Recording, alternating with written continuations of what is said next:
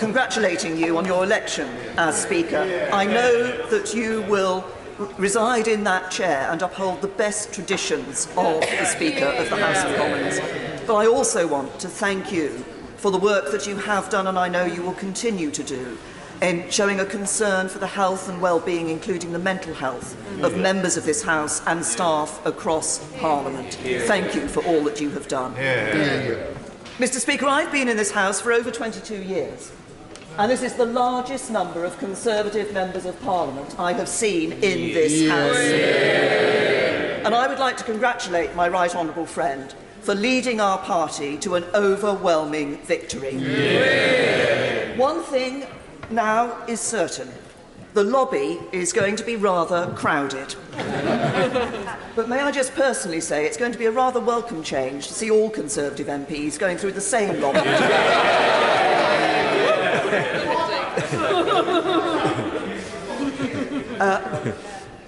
I hope my right honourable friend will also forgive me if I just reflect that this was the result that was supposed to happen in 2017. But of course, back then, people still thought the Labour Party was supporting Brexit. 2 years on, they saw that was a sham, a pretence, and a betrayal of millions of traditional Labour voters. And those Labour voters have now elected Conservative members of Parliament. This victory brings with it a huge responsibility, because they have put their trust in us, and as my right honourable friend has said, we must work flat out to repay that trust. Not just government ministers, but every single one of us on these benches. And of course that means delivering Brexit. It means delivering on the manifesto commitments on schools, on the NHS, on infrastructure, which is why the legislation and commitments in the Queen's speech are so important. But it means more than that. It means truly building a country that works for everyone. And that has always been the ambition of the Conservative Party, because we are a party that is at our strongest when we appeal across the board to people regardless of age, gender, ethnicity, sexuality, background, income, where they live. That is the true Conservative Party. And so we must deliver on Brexit and those manifesto commitments, but we must go further. We must ensure that every decision we take in this House, we remember those communities who have lent us their vote. That means things like taking forward the modern industrial strategy, ensuring prosperity across the whole country, and I welcome the commitments in the Queen's speech on science, and spending on science and on research and development. It also means remembering those communities when we're negotiating trade deals around the world, including with the European Union. Because good trade deals will be ones that protect the jobs of those who have put their faith in us. But more than that, bring good, new, better jobs here to the UK. And isn't it interesting to note, we haven't actually, so far, I think, in this debate, had a reference to the fact that it is yet again under a Conservative government that we have seen employment go up. Good trade deals. Good trade deals also protect the rights of workers and those who have put their trust in us. And I welcome the commitment to an employment bill in the Queen's speech, which I trust is going to not only enshrine but enhance workers' rights in this country.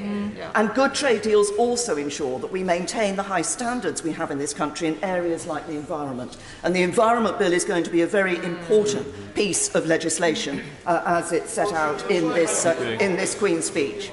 So we do need to deliver on all of these issues for people, and particularly for the communities who've lent us their vote, because these are the communities who felt most left behind by globalisation. These are the communities who all too often have borne the brunt when rights and standards are not protected.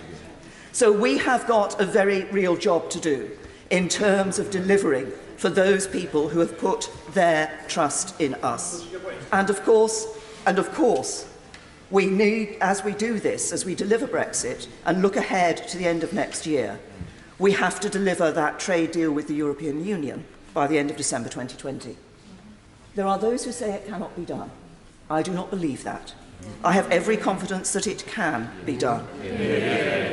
But we must do more than that, because by the end of December 2020, we have to have agreed and ratified, such that it will come into operation on the 1st of January 2021, a new treaty on security with the European Union. Again, I have every confidence it can be done, because a significant amount of work has already been put into these issues, and the elements of that are there, agreed with the EU in the political declaration. So there's work to be done, but it can be done, and it must be done to that timetable. Another issue, of course, which people across the UK will look to us to deliver on, are the social injustices that still persist.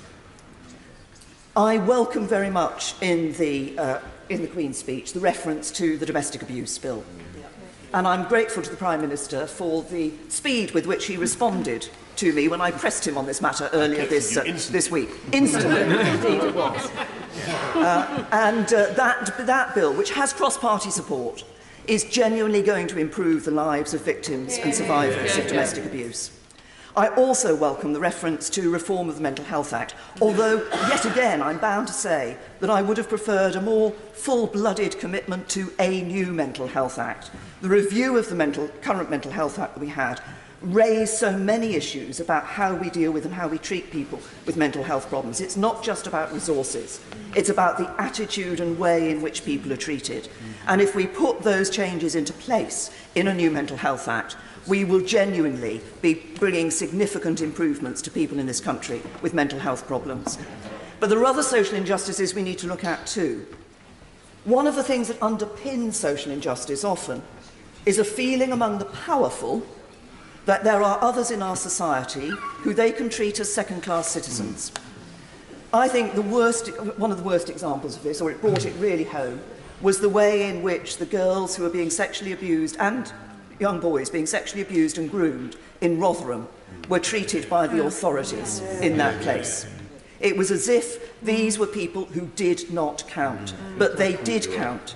And we must always remember that every member of our society, every resident of the UK counts.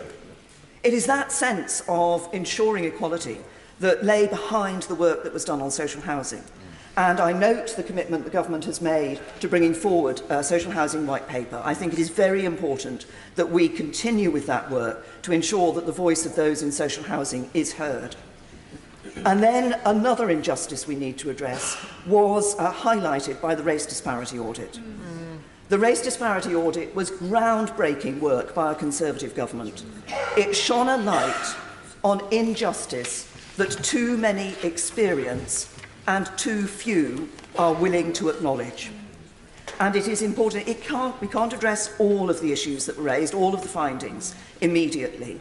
But we do need to ensure, and I want to ensure, that the government does not abandon the work on the race disparity audit. Because if we do take action across the board, then we will truly be creating one nation. Now, speaking of one nation, my right honourable friend has on a number of occasions expressed his desire to unite the country. Of course, that won't happen if the United Kingdom is torn asunder by those who want to ignore the ties of family, of history, of shared endeavour, of shared endeavour over the years. My own view is very simple. I think that breaking up the United Kingdom is to the benefit of no one and the detriment of all. And I'm grateful to the right honourable gentleman for the reference in the Queen's speech to the integrity, the importance the government attaches to the integrity of the United Kingdom. And I look forward to the work that I know the government will be doing to ensure that that is demonstrated. I will give way once.